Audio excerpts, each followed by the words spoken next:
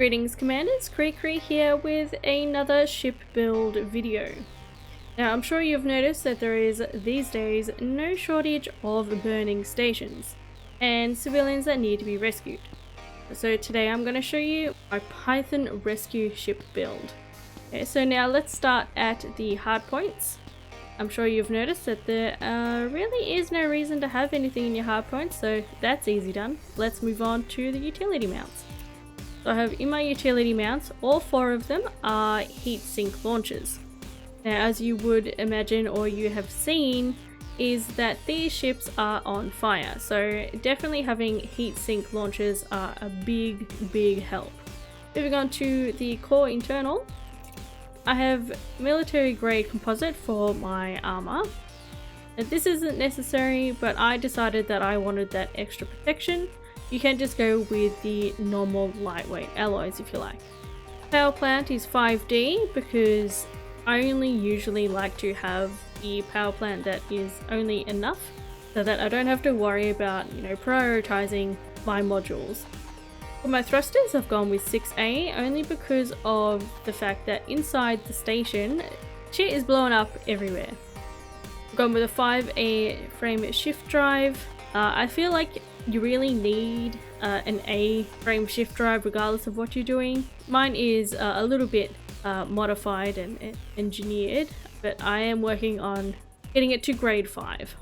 Now, life support, I've just kept it as 4D. You don't necessarily need to have a higher grade than this. Power distributor, I've just gone with 7A because I felt that I needed to have a more even distribution between my systems.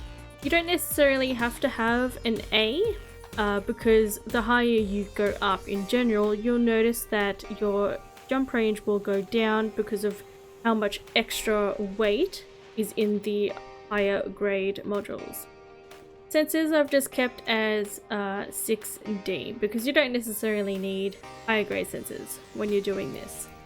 Next is optional. So for the optional, from the first class 6 all the way down to my class 4 are all economy class passenger cabins. Because when you're rescuing the civilians, I'm pretty sure they're not going to care if they're going to get into first class. Let's be honest.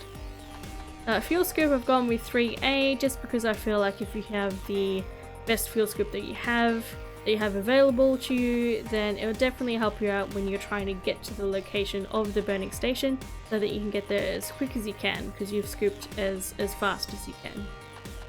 Gone with the 3A shield generator. You're definitely going to need shields in these stations because it does help reduce damage to your modules because of the heat. Now for the next 2, I've got a cargo rack and collector limper controllers. The cargo rack is only a class 2, so it only holds 4, but you do like to collect the things that are floating around in the station, and if you do have the ability to stay in there for as long as you can, then you can do that. Otherwise you can just get rid of them and get a bit of that jump range back. That build will definitely help you get in and out of burning stations and save as many people as you can. I do have a playlist of other ship builds if you're interested, so check them out over there. I'll see you over there, Commander. Fly safe.